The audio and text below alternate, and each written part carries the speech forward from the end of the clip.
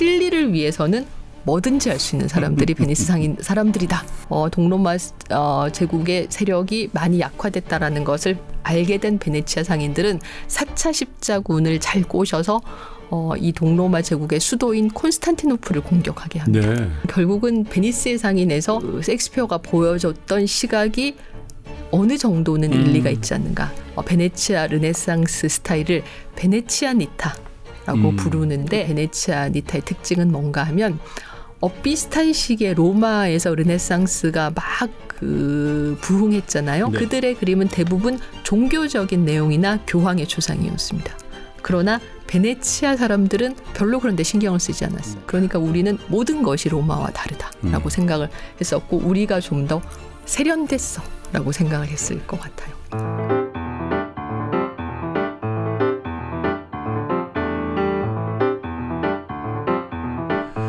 자, 3프로TV 시청자 여러분, 그리고 전국에서 또 지구촌 곳곳에서 저희 3프로TV의 콘텐츠를 늘 성원해 주시고 아껴주시는 우리 투자자 여러분, 행복한 시간이 돌아왔습니다. 이제는 뭐 저 김프로의 얼굴만 봐도 그 시간이구나 이렇게 생각하시죠? 예, 맞습니다, 여러분. 아텐더 시티 시간인데요. 오늘은 훨씬 더 여러분들이 어쩌면 가보고 싶은데 잘 못 갔던 그 시티와 또 예술의 세계로 여러분 안내해 드릴 겁니다. 이탈리아의 베네치아로 가볼 텐데요. 여러분 아시는 것처럼 여기가 엄청난 교육의 중심지였죠. 그리고 어떻게 보면 예술의 패러다임을 바꾼 굉장한 혁신의 도시였다. 이런 평가를 받는 데인데 르네상스라는 이름으로 우리가 잘 알죠. 그래서 이 르네상스 시대의 이 베네치아 예술과 그 삶은 어떤 거였는지 여러분 너무 좋아하시는 세종사이버대학의 전원경 교수님과 함께 하죠. 어서 오세요. 네, 안녕하세요.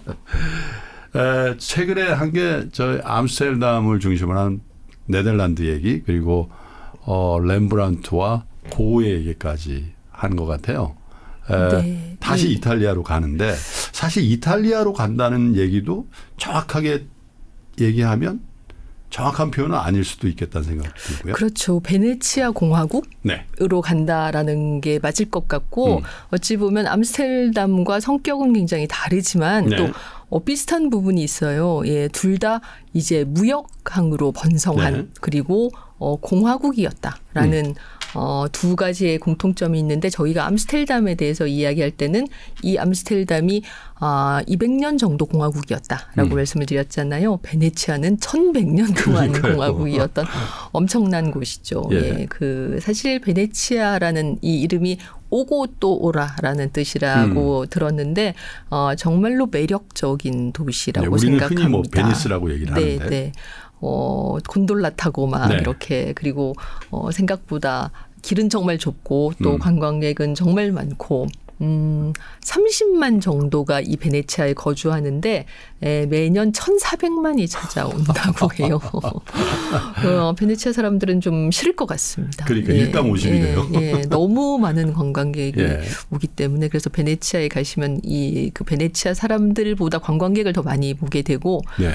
몇 안 되는 베네치아 사람들은 좀 관광객들에게 별로 친절하지 않더라. 그럴 수도 있겠어요. 예, 관광업에 예. 종사하고 저기서 정말 자기의 삶이 의존적인 그런 분들이야 그럴 텐데 그냥 생활인 베네치아인들은 좀 성가실 수도 있겠네요. 그렇죠. 예, 저희가 다 가보신 분들 잘 생각을 해보시면 산타루치아역에서 기차를 내리셨을 겁니다.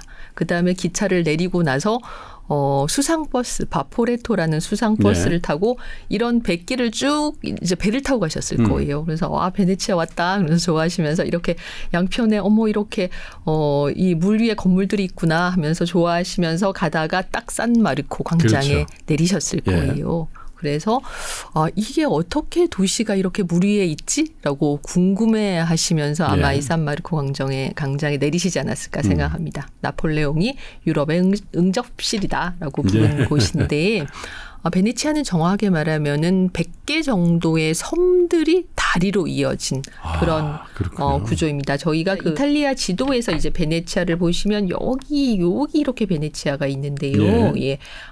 이 이탈리아가 반도이지 않습니까? 그렇죠. 이렇게 부츠 모양의 반도이고 이 반도가 이렇게 유럽과 이어지는 부분에 베네치아가 예. 절묘하게 위치를 했어요.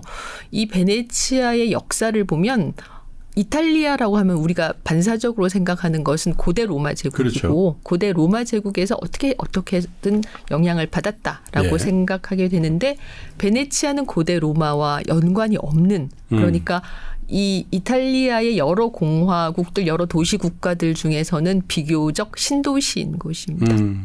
이 서기 476년에 이제 고대 로마 제국이 서로마 제국이 멸망하죠. 네. 그래서 이 서로마 제국이 어떻게 멸망했냐면 훈족이라고 불리는 외적의 침입에 의해서 멸망합니다. 그렇죠. 우리가 옛날에 세계사 시간에 게르만족의 대이동이라고 네. 배웠잖아요. 그래서 이렇게 외적들이 들어와서 로마에서 유민들이 막 생겼습니다. 네. 그러니까 피난민들이 생긴 거예요. 피난민들이 이 이탈리아 반도를 쭉 올라오다가 여기쯤 가서 이 늪지 석호가 몰려 있는 지대에 새로운 삶의 본거지를 건설하게 됩니다. 네. 그리고 서기 697년에 이제 여기서 공화국 체제를 만들고 네. 도제라고 불리는 일종의 종신 대통령을 선발하게 되죠. 네. 그렇게 해서 이 도제를 선발하는 공화국 제도는 정확하게 1100년 동안 1797년에 나폴레옹이 이 베네치아 공화국을 함락합니다. 그러고 그렇게 해서 나서 제국이 되는 거죠. 네네 1797년에 그렇게 함락될 때까지 1100년 동안 공화국으로 있었고 그다음에 나폴레옹 군이 물러간 후에 1866년에 통일 이탈리아 공화국의 일부분이 되면서 이탈리아가 된 건데 그러니까 베네치아 사람들은 제가 개인적으로 베네치아 사람을 알지 못하지만 자신들의 정체성이 베네치아에 더 가까울 것 같습니다. 이탈리아라고 얘기를 하지만 네. 조금 로마 사람이나 하물며 저 밑에 나폴리 사람하고도 좀 다른 정서를 갖고 있겠네요. 그렇겠죠. 완전히 다르겠죠. 지금 이 베네치아 지도를 보시면 다들 이 역에 내리셨을 겁니다. 기차가 네. 여기까지 들어오죠. 그리고 이 안에서는 뭐 자동차가 다닐 수 없으니까 배를 타고 이렇게 운하를 지금 두 개의 큰 장갑이 손을 이렇게 마주잡고 있는 것 같은 그런 형상인데 이게 사실 무수히 많은 섬들입니다. 이 섬들에서 이렇게 대운하를 쭉 따라서 가셔서 S자로 가셔서 여기 우리가 알고 있는 유명한 리알토 다리도 한번 건너가시고 그리고 여기에서 산마르코 광장에서 내리시면서 이제 베네치아 관광을 시작하셨을 겁니다. 저 산마르코 광장은 명명이 왜 산마르코 광장이 됐을까요? 이게 그 마르코 성인, 네. 마르코 성인의 유해를 베네치아 사람들이 이집트에서 훔쳐왔기 때문입니다. 그런가요? 이 그 마르코라는 게 예수님의 12제자 중에 하나인 우리가 그렇습니다. 성경으로 치면 요한복음 또 마가복음 뭐 이렇게 얘기할 때 그 마가를 얘기하는 거죠. 그렇죠. 예. 그래서 요 리알토 다리를 지나가신 기억이 아마 있으실 거예요. 베네치아 방문하신 분들은. 아까 그 산마르코 광장, 산마르코 성당 이야기는 제가 조금 있다가 그림을 보면서 다시 해드릴 거고 그러니까 유럽에 지금까지 저희가 여러 도시들 뭐 파리나 런던이나 로마나 뭐 여러 도시들을 방문했었는데 그 어떤 도시보다 독특한 역사와 또 독특한 지형을 가지고 있는 곳이다. 어디에도 비교할 수 없는 풍광과 지형인 것 같아요. 그렇죠. 예. 일단 이렇게 이런 건물들에서 이렇게 습기가 올라와서 살 수 있을까? 약간 현실적인 생각을 저는 자꾸 하게 되는데 살기가 얼마나 불편할까? 예, 자동차도 못 쓰면은 얼마나 뭐 장을 봐왔을 때 어떻게 하나? 뭐 이런 생각이 많이 드는데 한마디로 암스테르담 못지않게 주거하기에는 살기에는 불편한 지역이었음이 분명합니다. 그렇지만 이렇게 살기 척박한 지역임에도 불구하고 일찌감치 무역으로 큰 돈을 벌어서 우리가 알고 있는 마르코 폴로 이런 사람들이 사실 그 옛날에 파미르고원을 넘어서 머나먼 그 중국 원나라 쿠빌라이 칸의 궁정에서 18년 동안 머물렀다가 돌아오고 그런 사람들이 다 베네치아 상인들이었거든요. 그러니까 이렇게 프랑스처럼 좋은 땅에 살면은 자신들이 그 안 땅에서 예, 충분하니까 많은 농산물도 나오고 거기서 사실 다른 것을 갈구할 이유가 없지 않습니까? 그렇죠. 그러나 암스테르담이나 베네치아 같이 살기 척박한 곳에서는 살기 위해서 어떻게 해서든지 발버둥치고 밖으로 나가게 되고 동서양을 잇는 그런 무역의 중심지로서 그 베네치아가 기능을 했다라는 이야기죠. 오늘날의 이제 그 크로아티아 네. 쪽에도 상당히 많은 땅을 가지고 있었고 여기가 이제 오토만 엠파이어라고 써 있는데 오스만 투르크거든요. 예. 그러니까 이렇게 오스만 투르크와 거의 국경을 맞대고 있었기 때문에 지금 이 베네치아 공화국의 영토를 보시면 생각보다 상당히 큽니다. 그러네요. 예, 그래서 여기서 동서양을 잇는 수많은 어떤 외국인들도 많이 살고 네. 있었고 그리고 그 외국인에 대해서 별다른 차별이 없었고 서기 14세기 정도에 이미 인구가 10만을 넘은 네. 유럽에서 가장 큰 도시 중에 하나였습니다. 그래서 네. 1494년에 그려진 그림을 보면 이미 이 리알토 다리 근처에 사람들이 북적북적. 그때 사람이 엄청 많네요. 예, 그때 이미 인구 밀도가 높았구나라는 걸 알 수가 있고 또 그때 이미 사람들이 곤돌라를 타고 있었구나라는 점도 알 수가 있습니다. 베네치아 가시면 다들 이제 그 바포레토라는 수상 버스를 타시지만 좀 경제적으로 여유가 있으신 분은 곤돌라 타시지 않습니까? 비싸요.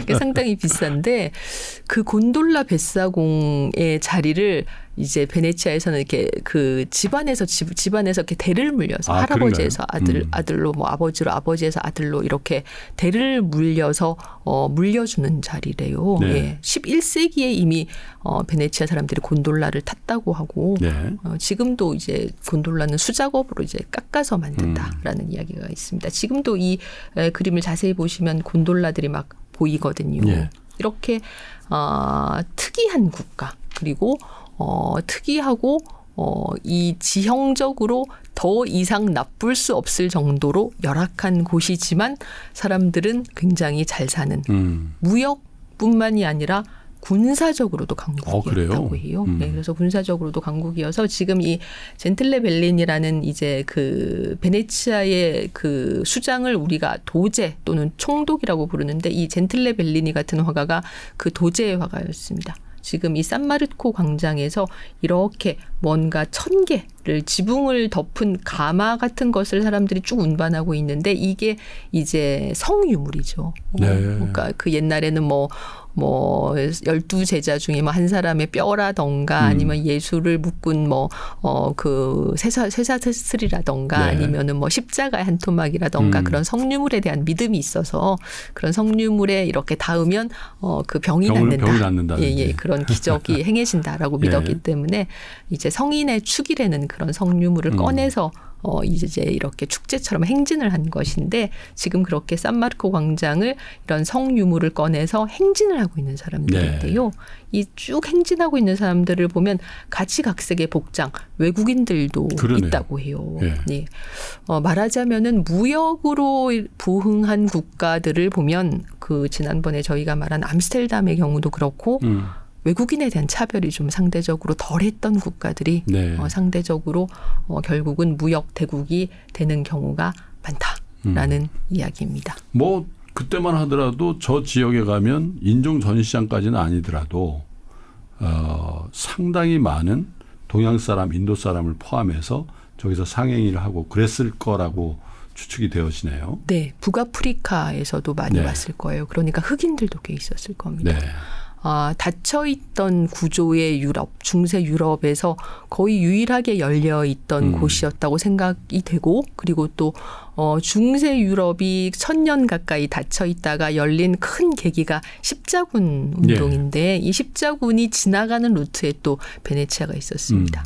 여러모로 동서양을 잇는 중요한 그런 관문이었기 때문에 좋은 것도 나쁜 것도 먼저 베네치아로 들어왔던 것 같아요. 당연히 개방적인 사고방식과 어떤 생활 양식이 있지 않았을까 생각이 드네요. 네. 예를 들면 나쁜 것은 흑사병. 전염병. 예, 전염병도 베네치아에서 먼저 들어왔겠죠. 1348년부터 1452년 사이에 유럽이 그 흑사병으로 큰 팬데믹을 겪는데 네. 사실 이 팬데믹을 저희가 2020년에 경험했었는데요. 잘 생각해 보시면 그때 유럽에서 처음 그 팬데믹이 상륙한 지점이 그때도 이탈리아였습니다. 아, 이탈리아 그때 엄청 났었죠. 예. 그러니까 제 기억으로는 2020년 2월쯤에 이탈리아가 네. 맨 처음 이렇게 그렇죠. 감염자들이 발생했던 유럽에서. 걸로 그렇게 생각이 그리고 나거든요. 봉쇄하고요. 맞아요. 그러면서 이제 유럽이 서서히 이렇게 그 팬데믹에 잠식돼 들어갔는데 이 1348년 흑사병의 이동 경로도 신기할 정도로 똑같습니다. 네. 예, 지금 보시면 이 연한색부터 천천히 진한색으로 흘러가면서 흑사병이 쭉 퍼지고 있는데 1347년 정도부터 흑사병이 중앙아시아에서 유럽으로 흘러들어와서 1348년에 전 유럽이 흑사병에 이렇게 휩싸이게 되는데 여기 베네치아, 여기 제노바 이런 또는 시칠리아 같은 이 이탈리아의 항구 도시나 이탈리아의 섬들이 유럽에서 제일 먼저 흑사병이 상륙한 곳이 됐습니다. 그래서 이때 이제 사람들이 왜 그렇게 감염이 돼서 왜 죽는지는 사실 몰랐지만 확실한 것은 전염이라는 것에 대해서는 어느 정도 생각을 하고 있어서 이 흑사병 시기부터 이탈리아 항구 도시들은 낯선 곳에서 배가 들어오면 그 배가 바로 항구에 상륙하지 않고 먼 바다에서 길게는 40일까지 검역 절차를 거치도록 했어요. 그렇죠. 예.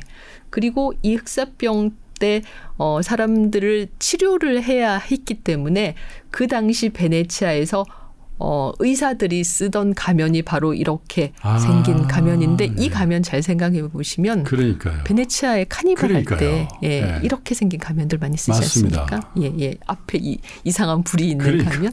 이게 좀 우리 기분 나쁜 가면인데 그죠? 네.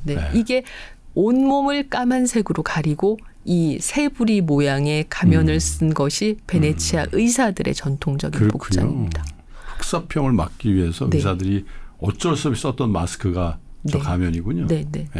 새부리처럼 만든 이유는 무엇인가?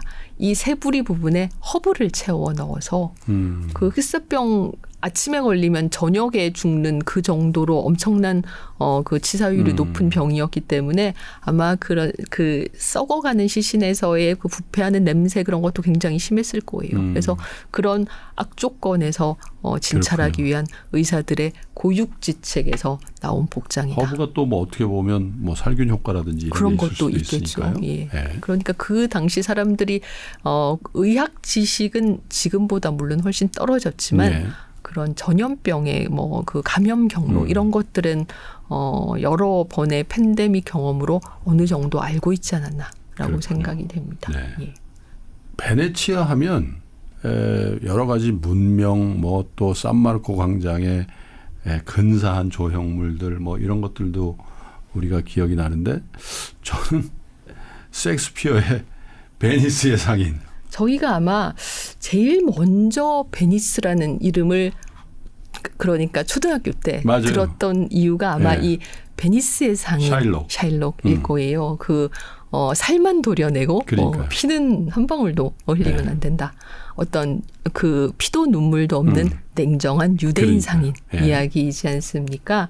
1590년대에 셰익스피어가 런던에 머물 때 이 베니스의 상인이라는 작품을 썼는데 재미있는 건 뭔가 하면 이 셰익스피어의 초창기 작품들 베니스의 상인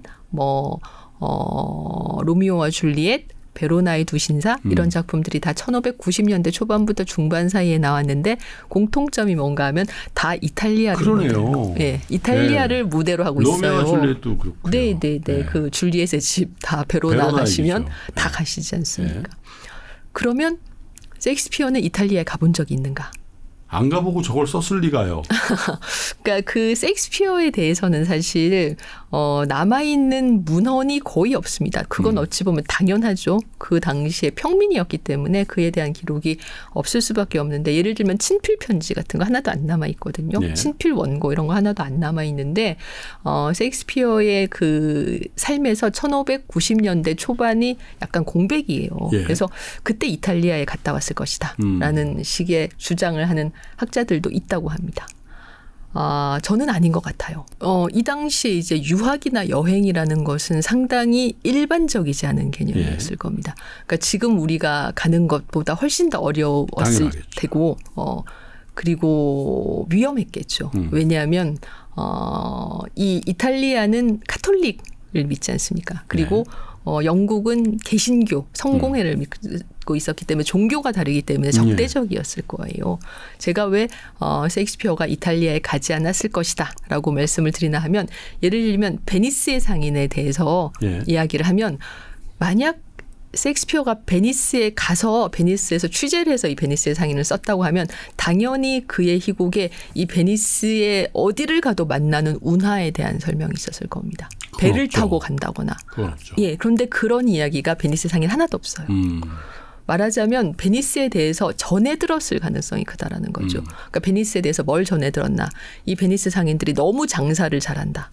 라는 이야기를 전해 들었을 겁니다. 실리를 정말로 잘 따지고 이윤을 추구하는데 때로는 무자비할 정도이고 이 베니스 사람들과 뭔가 거래를 하면 결국은 베니스 사람들이 이득을 보게 된다라는 식으로 영국과 베네치아 사이의 거리가 멀지만 그 정도의 이야기가 오갈 정도로 이 베니스 사람들, 베니스 상인들의 뛰어난 장사 능력이 전 유럽에 알려져서 그래서 이 셰익스피어가 그런 이야기를 듣고 베니스의 상인을 쓰지 않았을까라는 생각을 한다는 이야기죠. 거의 확실한 것은 셰익스피어는 아마 이탈리아어를 할 줄 알았을 겁니다. 네. 왜 그런가 하면 예를 들면 이 로미오와 줄리엣 이야기라던가 아니면 그 후에 이제 이 베니스의 그 해군 장군인 오셀로를 주인공으로 한 무어인 오셀로의 비극이라는 이름으로 나온 오셀로 모두 다 이탈리아어로 먼저 쓰여진 이야기들이에요. 그러니까 소설이라기보다는 그런 이야기들이 이탈리아어로 간행이 됐습니다. 그리고 그런 이야기들이 영어로 번역되기 전에 셰익스피어가 자신의 희곡에서 로미오와 줄리엣 이야기도 하고 오셀로 이야기도 했다는 거예요. 그러면 해답은 하나뿐이죠. 셰익스피어가 이탈리아어를 해독할 줄 알았다라는 이야기입니다. 실제로 셰익스피어는 라틴어를 대단히 잘했기 때문에 그렇게 했을 가능성이 높다라는 거죠. 지금 이 셰익스피어 초상도 이 본인이 직접 베니스의 상인 자신이 쓴 희곡에서 샤일록으로 분장한 모습을 그린 것이다. 참 그랬었죠. 예, 라는 이야기 저희가 했었죠. 저렇게 이렇게 피부 색깔이 너무 어둡지 않느냐라는 그러고 보면 영국 돼서. 사람 같지가 않게 생겼어요. 영국 사람들은 보통 더 창백하고 얼굴이 길지 않습니까? 붉기도 하고. 그 거의 좀 햇빛에 바랜 듯한 창백함인데 이렇게까지 피부가 노란빛이 잘 안 돌거든요. 그래서 이게 유대인으로 분장한 모습이다라는 이야기도 있고 아무튼 확실하게 알 수는 없지만 요거 있잖아요. 여러분 셰익스피어가 본인의 희곡에 이렇게 출연하고 요 스토리 있잖아요. 저희 전원경 교수님과 함께 하고 있는 이 전원경 교수의 아트 앤 더 시티 1편 런던 편에 살짝 나오니까 아직도 런던, 파리, 로마 편을 안 보신 분이 있다면 아주 쉬운 방법이 있습니다. 유튜브에 아트 앤 더 시티 딱 이렇게만 치시면 순서대로 쫙 나오니까 정주행 한번 해보시길 바라겠습니다. 아무튼 확실한 것은 셰익스피어 바다 건너 영국인이 알 정도로 이 베니스 상인들의 장사 솜씨가 대단했다라는 이야기입니다. 그리고 이 베니스 상인들은 주로 뭘 팔았냐면 비싼 것들을 팔았어요. 뭐 향료나 보석이나 비단이나 중국 도자기나 뭐 이런 것들을 그러니까 그 암스테르담에서 저희가 청어 이야기했을 때도 그 얘기가 나왔지만 사치품을 팔수록 중간 마진이 높지 않습니까? 그렇죠. 예.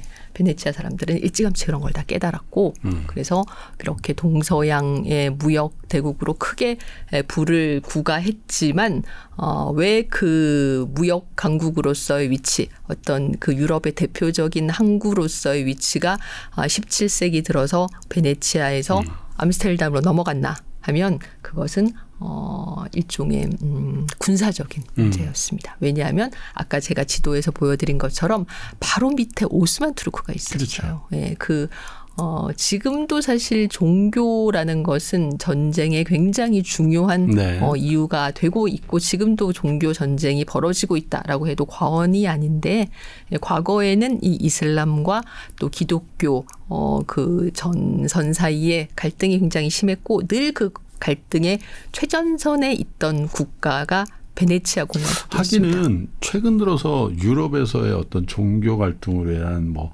학살이라고 해야 될까요? 어떤 내전을 상징하는 게 보스니아잖아요. 네네. 사실 저기서 멀지 않은 그렇게 안 나라죠. 멀죠. 그죠? 예. 그러니까 그 이슬람과의 갈등도 그렇고 결국은 유럽과 아시아를 잇는 부분에서 항상 갈등이 중동도 그 그렇죠. 위치에 있지 않습니까? 그런데 유럽에서는 가장 그 갈등이 있었던 쪽이 오스트리아, 헝가리, 베네치아 이쪽이었던 거예요. 1571년에 저희가 세르반테스가 참전했다라고 했던 그 레판토 해전이 벌어졌는데 아무튼 이렇게 다 연결이 돼 있다는 이야기입니다. 다 보셔야 된다니까요. 네. 그때 이 레판토 해전에서 베네치아가 스페인 교황령과 연합을 해서 오스만 투르크의 해군을 이기긴 해요. 네. 지금 이 베네치아 화가인 베로네세가 그린 레판토 해전의 알레고리라는 작품을 보면 여기 예수 앞에 무릎 꿇고 앉아 있는 인물들이 그 기독교 동맹의 뭐 왕이나 아니면 장군들이고 이쪽에 보면 이 오른쪽에는 막 그 난파하고 있는 오스만 투르크의 배들 그리고 앞쪽에는 햇빛을 받으면서 순항하고 있는 기독교 동맹의 그렇군요. 배가 보이는데 여기서 승리를 하기는 했지만 그 후로 결정적으로 이제 그 유럽의 무역상들은 베네치아를 떠나서 암스테르담으로 가게 됩니다. 왜냐하면 그런 식으로 해전이 벌어질 정도로 이 군사적인 갈등이 늘 일촉즉발이니 안전한 암스테르담이 낫겠다. 이 베네치아는 좀 위험한 항구다라고 그렇군요. 판단을 한 것이죠. 예. 아무튼 이 레판토 해전에서 오스만 투르크를 이겼다라는 점만 봐도 알 수 있다시피 베네치아는 군사적으로도 강국, 그러니까 해군이 그렇게 뛰어난 곳이었다라는 이야기고 여기서 나온 이야기가 셰익스피어의 또 한편의 베네치아를 무대로 한 작품 무어인 오셀로의 비극이라고 불리는 이 셰익스피어 4대 비극 중에 한 편인 오셀로입니다. 이 오셀로에서 무어 MOOR은 이제 북아프리카인을 그렇죠. 지칭하는 이야기인데 이 무어인과 오셀로라는 인물을 어떻게 그 셰익스피어 연결했냐면 셰익스피어 당시에 이 베네치아에서 일모로라는 장군이 자기의 아내를 의심해서 아내를 죽이는 사건이 벌어져요. 그러니까 그런 실화가 있었는데 모로라는 이름이 MORO니까 그 거기서 O와 무어하고 R을 바꿔서 중위법이군요. 무어라고 그러니까 셰익스피어가 창작을 한 겁니다. 그러니까 옛날에 셰익스피어가 굉장히 바쁜 와중에 그 이야기를 딱 듣고 순간적으로 뭔가 생각을 떠올렸겠죠. 기발하군요. 네. 왜냐하면 어차피 이 베네치아에는 무어인이라고 불리는 북아프리카인들도 많이 많았고. 살았기 때문에 그러니까 북아프리카인이지만 베네치아에 가서 해군으로 출세해서 장군까지 되었다라는 이야기는 충분히 개연성 있는 이야기다라고 이제 셰익스피어가 판단을 한 것이죠. 만약에 전원경 교수님 말씀대로 셰익스피어가 베네치아라는 도시를 한 번도 안 가보고 그 많은 작품들을 이탈리아 배경으로 썼다면 저는 외계인이 아니었을까. 이탈리아를 배경으로 한 작품을 많이 쓴 이유. 정말로 이탈리아를 가봤을 수도 있고 아니면 이탈리아어에 능통해서 그랬을 수도 있고 아니면 그 당시에 이제 영국을 비롯한 유럽 국가들이 동경하는 뭔가 패션이라던가 트렌드라던가 예술이라던가 이런 데서 항상 앞서가는 지역이 이탈리아여서 그랬을 수도 있습니다. 셰익스피어 입장에서 런던을 배경으로 작품을 쓰는 건 위험한 행동이었을 거예요. 왜냐하면 뭐 잘못해서 만약 그게 그 당시에 그 어떤 지배계층의 심기를 건드린다던가 검열에 걸릴 수도 있지 않습니까? 그러면 외국으로 이야기를 하는 것이 훨씬 안전한데 그래서 셰익스피어 작품 중에는 사극도 많죠. 뭐 헨리 5세라던가 뭐 안소니아 클레오파트라던가 이런 사극도 많은데 그렇게 당대의 영국이 당대 런던이 아니라 다른 곳을 무대로 할 거면 사람들이 좋아하는 곳을 해야 되겠죠. 근데 사람들이 당시에 유럽 사람들이 가장 좋아하고 뭔가 가보고 싶어. 어떤 패션 뭐 그런 문화의 트렌드를 그렇군요. 선도하는 지역이야라고 생각됐던 곳이 이탈리아 그중에서도 네. 베네치아였다라는 결론을 우리가 얻을 수 있겠죠. 베네치아와 암스테르담의 공통점을 하나 굳이 제가 생각을 해보자면 상행의 중심에는 유태인들이 있었고 그렇죠. 유럽의 어느 도시보다 유태인들이 활발하게 활동했던 그 두 도시가 아닌가 그런 생각이 드네요.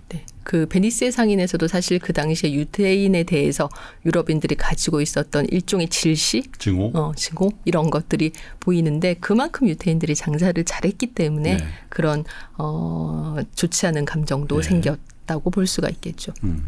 자, 다시 저희가 베네치아로 가서 우리가 베네치아의 딱 산마르코 광장에 내리면 정면으로 이 산마르코 광장을 딱 보시게 됩니다.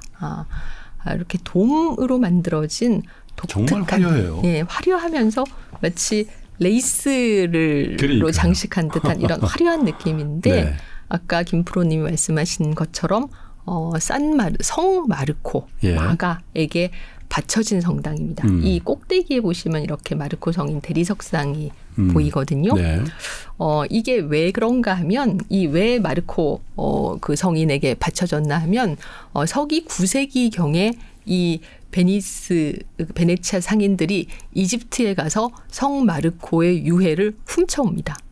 네, 그러니까 그 정당하게 가지고 온 게 아니라 도굴하다시피 거기서 순교를 했잖아요. 네네네. 가지고 온 거예요. 그렇게 해서 가지고 온 이유는 무엇인가 하면 성인의 유해를 우리가 모시고 있다라고 하면 이 당시에는 이제 종교와 정치, 종교와 문화가 거의 분리되지 않던 시대이다 보니까 성인의 유해를 가지고 있다라는 것으로 도시의 정치적, 문화적, 경제적 위상이 크게 올라갈 수 있습니다. 예, 그러니까 상인들은 이제 그런 의도로 이 성 마르코의 유해를 이집트에서 훔쳐왔는데 전설에 의하면 이 이집트에서 성 마르코의 유해를 발굴할 때 성인의 유해가 전혀 상하지 않고 그러니까 사망해서 묻혔을 때의 그 모습 그대로 발굴됐다. 그런 기적이 벌어졌다라는 전설이 있습니다.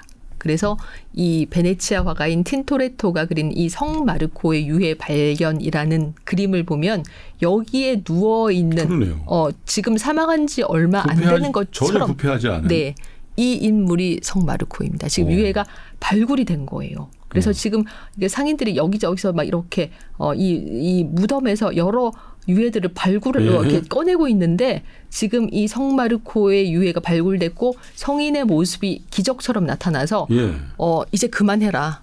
지금 맞는 유해가 발굴됐다라고 지금 성인의 모습이 현현돼서 다른 상인들을 그만하라고 말리고 있습니다.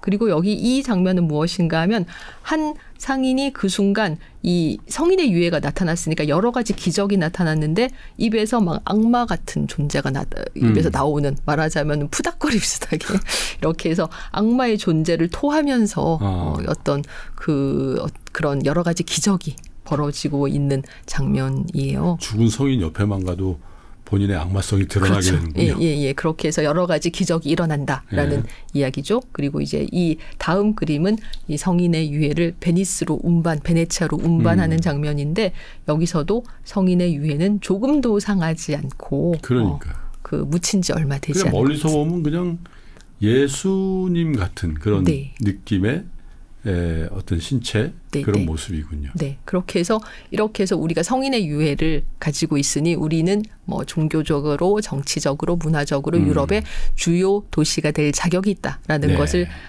쇼업하려고 이제 만든 성당이 바로 이 산마르코 성당이다라는 이야기입니다. 이 틴토레토의 그림을 제가 하나 더 보여드리자면 이 베네치아의 산조르조 마조레 성당에 있는 최후의 만찬이라는 그림이 있는데 우리가 알고 있는 이 다빈치의 최후의 만찬과는 완전히 다르죠. 전혀 다르네요. 예. 이렇게까지 깜깜하게. 근데 사실 생각해 보면 저게 맞는 것 같아요. 저녁이지 않습니까? 예, 저녁이고 이 깜깜한 마치 동굴 같은 데서 벌어지고 있는 만찬에서 오직 예수의 머리 뒤에만 밝은 후광이 비치고 있습니다. 그리고 오른편에서 지금 반투명한 인물들은 하늘에서 내려오는 천사들의 네. 모습입니다. 이렇게 대각선으로 식탁이 배열되어 있어서 보는 이들에게 뭔가 역동적인 느낌인 동시에 약간 불안한 느낌을 주죠. 그러니까 무언가 그 다빈치가 보여주는 온화하고 시적인 그런 고요한 최후의 만찬이 아니라 모든 것이 곧 다가올 예수의 체포와 예수의 처형을 예감케 하는 그런 어둡고 불안하면서 역동적인 그림이죠. 거기다가 사실 베네치아 성인인 성 마르코의 집이죠. 저희가 마가의 다락방이잖아요. 네. 더 인연이 있는. 네. 이렇게 해서 이제 베네치아는 성인의 유해까지 가지고 있으니까 크게 이제 그 국가로서 한 도시 국가로서의 위상을 떨치게 되고 그때 여기 지금 보시면 다시 여기 베네치아가 있고 여기에 지금 붉은색이 뭔가 하면 동로마 제국 비잔티움이라고도 불리는 이 동로마 제국인데 이 동로마 제국 비잔티움 제국의 발전된 건축과 또 발전된 모자이크라던가 조각가들을 대거 초청해서 우리가 알고 있는 이 산 마르코 성당을 만들게 됩니다. 그래서 이 성당의 모습이 굉장히 독특하면서 네, 오직 베네치아에서만 볼 수 있는 어디서도 듯한. 볼 수가 없어요. 뭐가 이렇게 절묘하게 조합이 되어 있는 느낌이죠. 돔도 있고 고딕도 있고.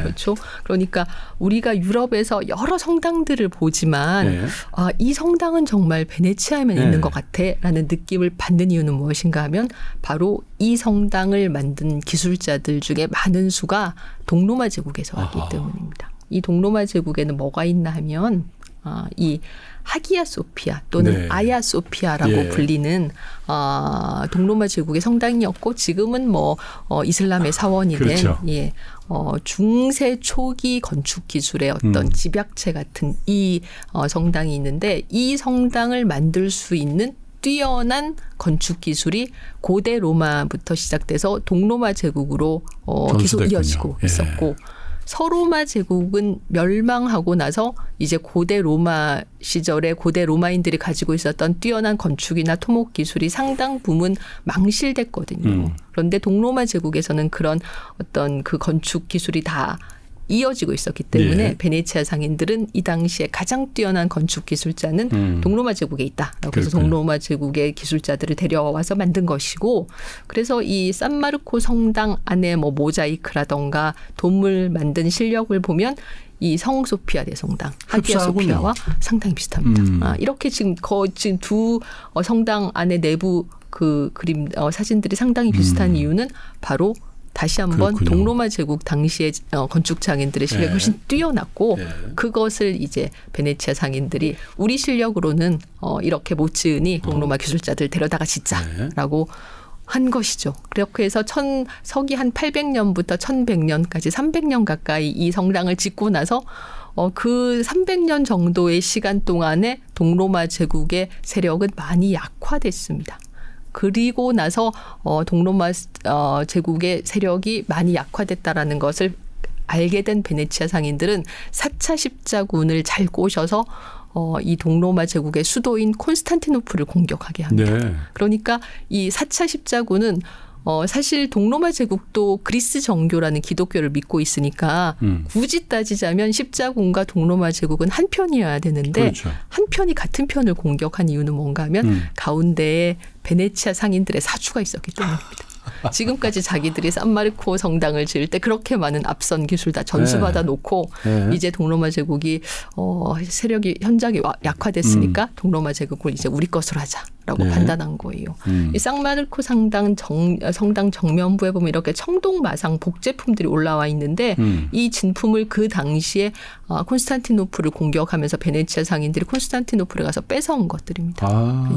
은혜를 원수로 갚는 전형적인 그런 행동을 베네치아 상인들이 한 것인데 그런 걸 보면 결국은 베니스의 상인에서 그 베네치아에 대해서 셰익스피어가 보여줬던 시각이 어느 정도는 일리가 있지 않는가. 실리를 위해서는 뭐든지 할 수 있는 사람들이 베니스 상인 사람들이다라고 당시에 그 셰익스피어를 비롯한 영국인들이 봤던 것 같은데 네. 정말로 베니스 사람들은 그랬다라는 이야기입니다. 그 우리가 아까 산마르코 광장에 가면 이 두칼레라고 불리는 궁전을 보게 되는데 그렇죠. 이게 이제 도제의 궁전이었거든요. 이 도제의 궁전을 보시면 이렇게 생겼어요. 네. 예.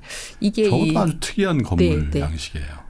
고딕 양식의 건물입니다. 네. 그런데 고딕 양식의 건물은 우리가 거의 다 알고 있는 고딕 양식의 건물들은 성당이거든요. 네. 근데 이 건물은 고딕 양식의 건물인데 드물게 세속적인 건물이고 또 이 건물이 뭐랑 비슷하게 생겼냐면 이렇게 보시면 여기 이슬람의 모스크, 이슬람 건축과도 비슷한 부분이 그러네요. 있습니다. 예. 요 앞면과 지금 요 앞부분이 상당히 비슷해 보이잖아요. 아까 보여주신 그림은 우마이야 왕조의 지금으로 치면 시리아에 있는 다마스커스, 그죠? 네. 거기에 있는 모스크군요. 네.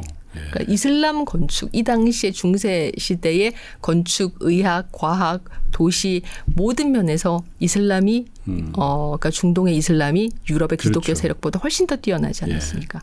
그런 것들을 받아들였다라는 것을 알 수가 있죠. 그 두칼레 궁전은 참 특이한 것 같아요. 저 상층부와 하층부에 약간 저게 밸런스가 맞나? 그런 느낌이 들기도 하거든요. 네. 하층부는 전통적인 고딕 양식이 있는데 또 상층부에 보면 저건 무슨 성곽이 건물 위에 있는 것 같은 그런 약간 부조화스럽기도 한 것 같은데. 아마 오랜 시간에 걸쳐서 지었기 재건축이 때문에 되고 여러 리모델링되고. 그렇죠. 예, 그러니까 여러 건축 양식들이 우리가 알고 있는 뭐 네. 로마네스크, 고딕 이런 양식들이 뭔가 이렇게 딱딱 떨어지어서 그러니까요. 분리되는 게 아니지 않습니까? 네. 그런데 이렇게 500년, 600년 가까이 또 짓고 또 개보수하고 하면 네. 여러 가지 건축 양식이 자연스럽게 섞이게 되죠. 그리고 여기서 또 그 기독교의 건축 양식만 섞인 게 아니라 이슬람의 양식까지 네. 섞였으니까.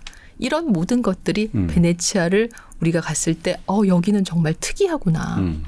유럽 어디서도 보지 못했던 건물들이 여기에는 있구나라고 생각하게 만든다는 것이죠. 네. 아무튼 이렇게 해서 베네치아가 계속 무역 강국으로 군림하는 동안 유럽은 여러 가지 변화를 겪는데 그 여러 가지 변화 중에 큰 변화가 바로 1453년에 동로마 비잔티움 제국의 멸망입니다. 네. 결국 동로마 제국은 어느 세력에 의해서 멸망하나 하면 오스만 투르크, 오토만 엠파이어라고 불리는 이 이슬람 세력에 의해서 멸망하거든요. 그렇죠. 그때까지 기독교 국가였던 이 지역이 이제 이슬람 세력으로 변모하고 아직까지도 이 지역에 터키, 튀르키예가 있지 않습니까? 그래서 여기 콘스탄티노플은 이제 이스탄불, 이슬람이 가득한 도시라는 이름을 새로운 이름을 갖게 됩니다. 아, 그런 뜻이군요. 네. 이슬람이 가득한 도시라는 뜻입니다.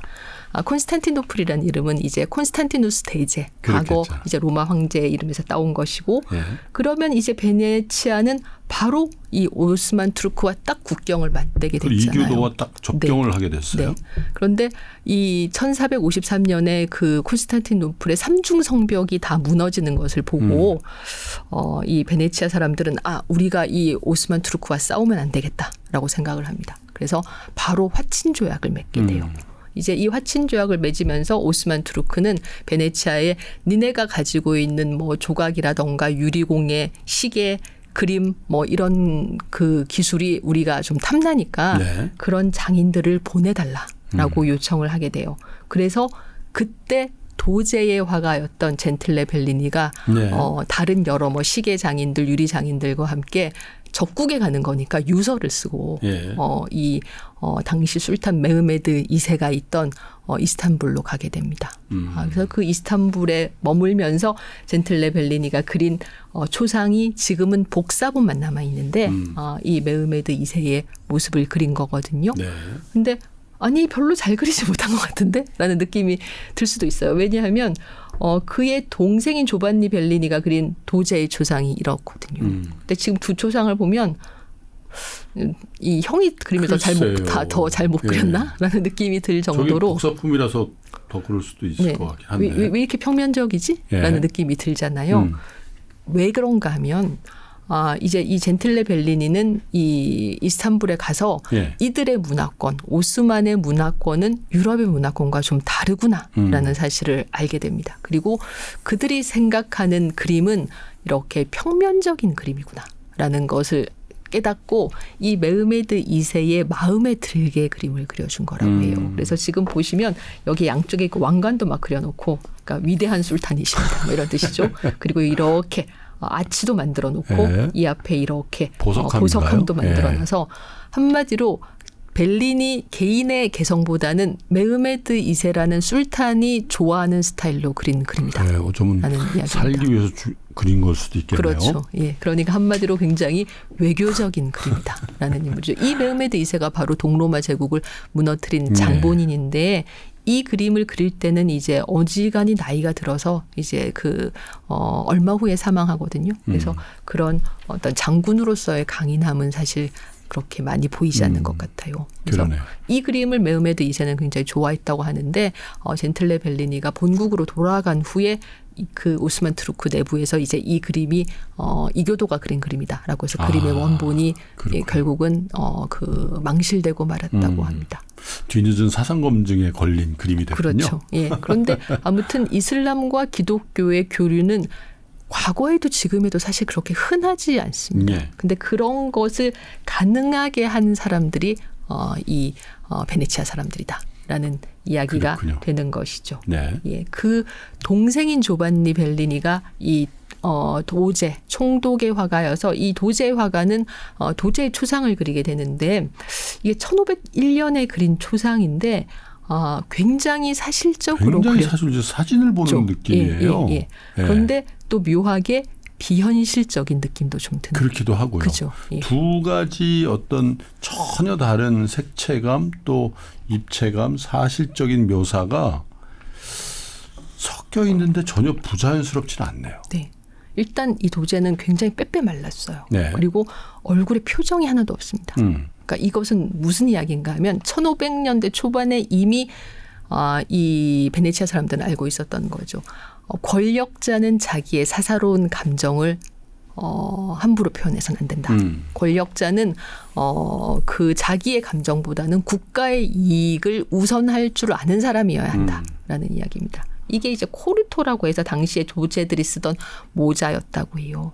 그리고 지금 이 의상을 보시면 다마스커스 같은 곳에서 짠 화려한 무늬를 넣은 비단으로 만든 의상입니다. 네. 그러니까 이런 사치품들이 베네치아에서는 쉽게 구해졌다라는 것이죠. 그리고 빛과 어둠의 대비가 상당히 극명하지 않습니까? 그러네요. 그림에서 한쪽은 얼굴은 밝은 빛이 있고 반대편은 이제 그늘에 가려져 있는데 베네치아 화가들은 과거부터 빛에 굉장히 예민했습니다. 왜냐하면 도시가 바다 위에 떠 있잖아요. 그러니까 바다의 빛이 늘 도시를 가득 채워, 그러니까 바다의 반사광이 도시를 채우기 때문에 베네치아를 비롯한 여러 항구 도시들은 사실 이런 내륙에 있는 도시보다 환할 수밖에 없습니다. 우리가 부산에만 가도 바닷빛이 벌써 도시를 반사되어서 훨씬 더 환하게 느껴지거든요. 근데 제가 일전에 부산에 이렇게 강의를 하러 가서 그 부산으로 들어갔는데 도시가 너무 환해서 항상 이렇게 환하냐고 저를 이제 데리러 왔던 그 주최 측에서 온 분에게 여쭤봤는데 그분은 그게 무슨 말인지 젊은 친구였는데 못 알아듣더라고요. 바닷빛이 도시를 환하게 감싸고 있다라는 것을 당시에 베네치아 화가들은 예민하게 캐치하고 그걸 그림물에 반영했습니다. 그래서 그런 베네치아 르네상스 스타일을 베네치아니타라고 부르는데 여러 가지 특징이 있습니다. 지금 보여드리는 이 조반니 벨리니의 거울 앞에 누드라는 작품이 그런 베네치아니타의 특성을 많이 보여주는 작품이에요.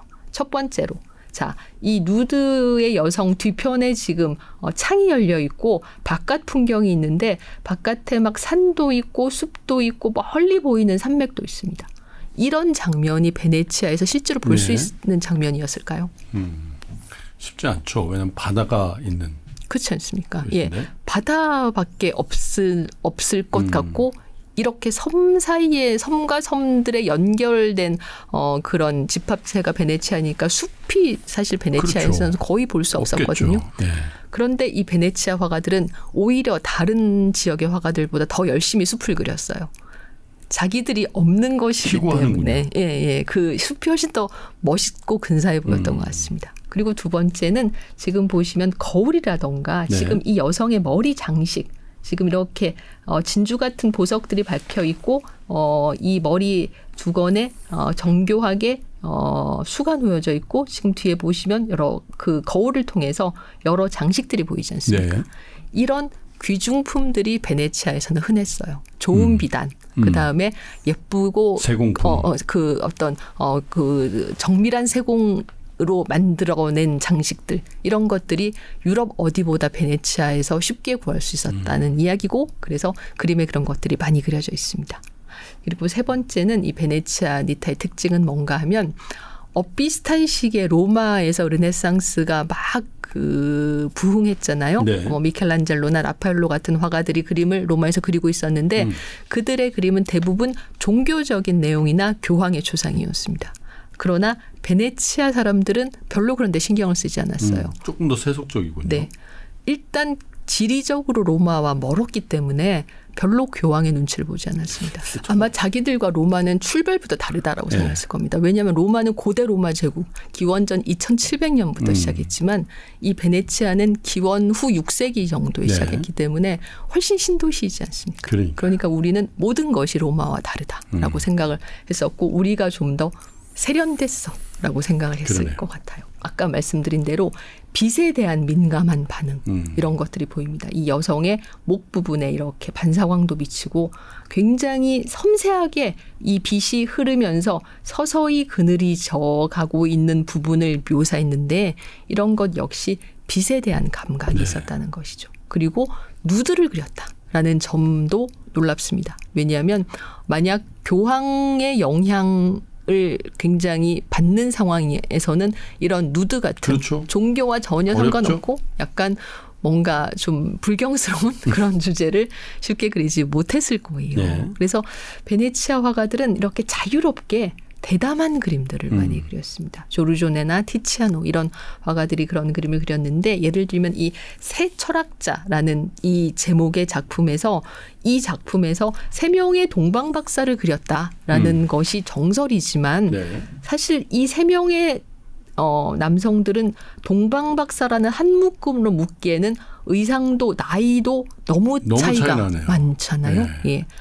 젊은이, 중년, 좋은 옷을 입고 있는 노년입니다. 그 젊은이의 옷은 약간 좀 수수하고 노년의 이 노인이 입고 있는 옷은 좀 좋은 감으로 만든 고급한 옷이잖아요. 어찌 보면 인생의 세 단계를 보여주는 그림이 아닌가. 각각 다른 데를 보고 있지 않습니까? 이 젊은이는 멀리 바깥을 보면서 자기의 꿈을 생각하고 있는 것 같고 이 중년은 자신의 현재에 굉장히 몰두하고 있는 것 같고 노년은 지난날의 꿈에 잠겨 있는 것 같고 이런 식으로 종교와 무관하게 인생의 다양한 단계를 그림으로 담을 수 있다는 것은 당시의 로마에서는 생각할 수도 없던 일이었습니다. 근데 베네치아 화가들은 훨씬 더 자유롭게 이런 그림을 그렸다라는 이야기죠. 그래서 이런 그림들이 이제 많이 등장하는데 그중에서 제가 제일 좋아하는 작품은 바로 이 작품입니다. 티치아노의 바쿠스 아리아드네라는 작품인데 제가 왜 이 작품을 왜 좋아하는가 하면 많이 본 듯한 그림이에요. 네. 우리가 사랑에 빠지는 순간이라는 것은 눈에 안 보이지 않습니까? 그렇죠. 예, 그 사랑에 빠지는 순간이라는 그 마법적인 장면을 그림으로 그릴 수 있다라는 것을 지금 이 그림에서 화가가 보여주고 있어요. 물론 이 재료는 그리스 신화입니다. 그리스 신화 속에 등장한 인물들을 통해서 젊은이들의 사랑에 빠지는 장면을 보여주는데 그리스 신화를 보면 영웅 테세우스가 그 미노타우루스의 미궁에서 괴물 미노타우루스를 죽이고 인질들을 구하기 위해서 크레타 섬에 왔습니다. 크레타 섬의 공주 아리아드네는 테세우스에게 반해요. 그래서 테세우스가 미궁에서 길을 찾을 수 있도록 실구리를 그의 손에 쥐어줍니다. 아리아드네의 도움으로 테세우스는 무사히 이제 미궁을 탈출하고 괴물도 죽이는데 그렇게 자기의 고국을 배반하면서까지 자기를 도와준 아리아드네를 뜻밖에도 테세우스는 버리고 떠나버려요. 예. 그래서 지금 보시면 여기 멀리 테세우스의 배가 보이거든요. 아, 저기 멀리요? 네, 네. 그래서 해안가를 슬픔에 젖은 아리아드네가 거닐고 있는데 하늘에서 자신의 무리와 함께 전차를 타고 날아가던 바쿠스가 아리아드네의 모습을 보고 반했어요. 그래서 바쿠스가 쏜살같이 전차를 타고 내려왔습니다. 그리고 아리아드네에게 내가 당신에게 영원한 생명을 주겠노라 라고 이야기하면서 아리아드네가 공주이기 때문에 왕관을 쓰고 있었는데 네. 그 왕관을 벗겨서 하늘로 던졌습니다. 지금 보시면 대낮인데 동그란 왕관 자리가 보이잖아요. 아, 그거군요. 네, 지금 이렇게 공을 던진 직후에 투수 같은 포즈를 취하고 그러네. 있는 저건 완전히 메이저리그에서 네. 스트라이크 꽂은 그 당시에는 야구가 없었을 텐데 네. 아무튼 그 이유는 막 왕관을 던졌기 때문입니다. 아하. 아리아드네는 이 뜻밖의 나타난 남자의 출현에 막 놀라면서 당황하고 있죠. 이건 뭐지? 예. 그림은 거의 정사각형의 캔버스에 그려졌는데 이렇게 오른쪽 위에서 왼쪽 아래로 대각선으로 선을 그으면 그림에서 두 개의 삼각형이 만들어지죠. 네. 이 왼쪽 위의 삼각형은 아리아드네의 세계입니다. 이 세계는 맑고 투명하고 순수한 세계예요. 이런 하늘과 바다에 아낌없이 파란색을 썼는데 좋은 안료를 예. 구하는데 비교적 유리했던 곳이 베네치아였기 그렇겠죠. 때문에 이런 그림이 그려졌을 겁니다. 오른쪽 아래의 삼각형은 이제 이 바쿠스의 세계죠. 여기는 뭔가 음침한 인간, 어떤 반인, 반수 이런 네. 칙칙하고 음침한 그런 존재들이 서로 막 싸우거나 막 춤을 추고 네. 있습니다. 바쿠스는 좀 전까지 이 세계에 속해 있었어요. 그러나 그는 사랑의 힘으로 지금 아리아드네의 세계로 막 끌려가고 있습니다. 네. 그의 몸을 지금 붉은 망토가 이렇게 감싸고 있는데 이 붉은 망토가 금방이라도 펄럭펄럭 소리를 낼 것 같잖아요. 이 붉은 망토는 어쩌면 이 바쿠스에서의 예. 마음에서 타고 있는 사랑의 불꽃을 보여주는 것 같기도 그걸 합니다. 상징하는군요. 네, 그래서 이 어떤 사랑의 힘에 의해서 바쿠스가 술과 포도와 축제의 신인 바쿠스가 변화하고 있는 것이죠. 사랑의 힘이 이제 순수의 세계로 그를 끌고 가는 것이죠. 두 사람의 시선이 지금 막 부딪히고 있어요. 이 삼각형에서 유일하게 지금 바쿠스의 세력 중에 유일하게 지금 이 표범 두 마리만 아리아드네의 세계가 있거든요. 예. 그런데 이 표범 두 마리는 지금 보시면 서로를 마주보고 있습니다.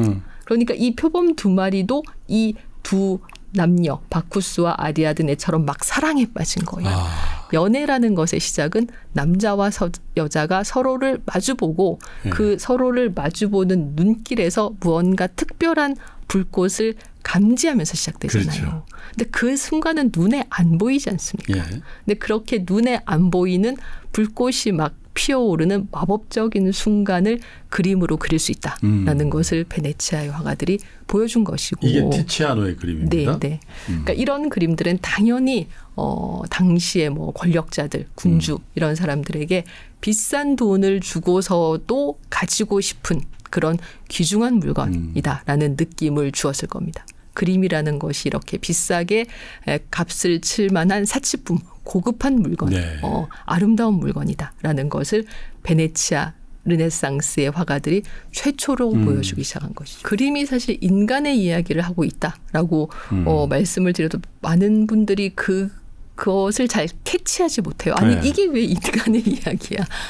알 수 없는 이상한 그리스 신화 속의 장면이구만이라고 네. 생각을 하시기가 쉬운데 그리스 신화를 빌려서 어떤 생생한 인간 그렇군요. 이야기 어떤 피와 살이 있고 감정이 있고 사랑과 어떤 정열과 그런 모든 질투와 그런 모든 네. 것을 느끼는 인간의 이야기를 할 수 있다라는 것을 처음으로 발견한 화가들이 이 베네치아 화가들이라서 저는 이 베네치아 화가들 티치아노 참 좋아하거든요. 이 작품이 내셔널 갤러리에 있는데 내셔널 갤러리에 보통은 이 작품과 이 작품을 나란히 이렇게 네. 티치아노가 그린 이 푸른 옷소매의 네. 남자를 함께 걸어놔요. 근데 이 작품에서 이 남자가 누군지는 사실 정확하게 알 수 없고 아마 당시에 그 당대의 어떤 세도가나 당대 상인의 초상일 가능성이 크지만 범상치 않아요. 근데 네, 얼굴이. 저는 왠지 이 그림이 티치아노 본인의 얼굴 같은. 자화상?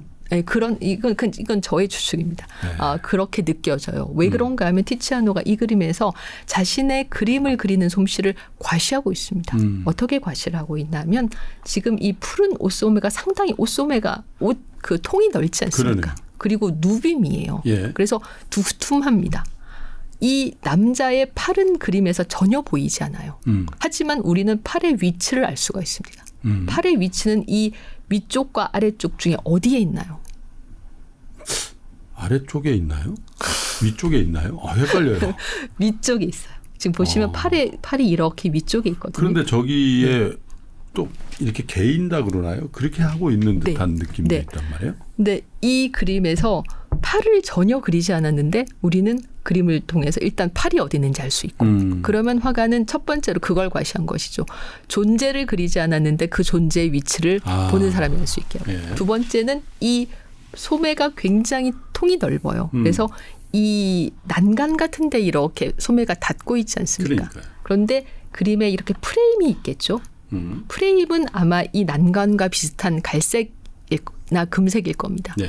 그러면 우리가 이 그림을 언뜻 봤을 때는 이 그림 속에 있는 사람이 갑자기 그림 속에 그림이 그려져 있는데 그림의 프레임 바깥으로 팔을 내밀고 있는 듯한 착시가 있네요. 예, 그런 착시가 나서 깜짝 놀라게 되거든요. 근데 다시 보면 이제 프레임 비슷한 난간을 그려놔서 교묘하게 눈속임을 했다라는 것을 보여주거든요. 근데 남자는 그렇게 몸을 반쯤 돌리고 우리를 딱 쳐다보고 있습니다. 과시하는 표정은 아니지만 자신만만한 표정이에요. 그리고 그 수염이 이렇게 있지만 그렇게 나이가 많지 않은 남자입니다. 남자는 마치 말하고 있는 것 같아요. 내가 진짜 그림 잘 그리지 않아? 라고 보는 사람한테 얘기하고 있는 것 같아요. 그럼 내가 누군지 궁금하지?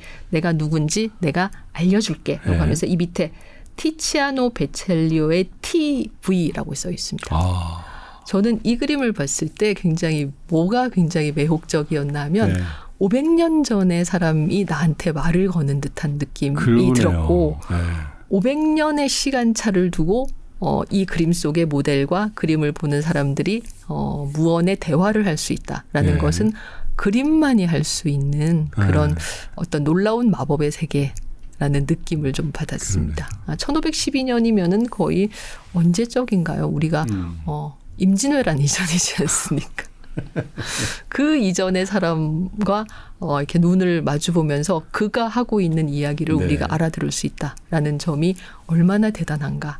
그래서 미술관에 가는 그런 재미가 묘미가 이런 데 있지 않을까라고 생각이 되고 그런 것을 500년 전의 화가들이 이렇게 절묘하게 우리에게 들려준다라는 느낌이 좀 드는 그림입니다.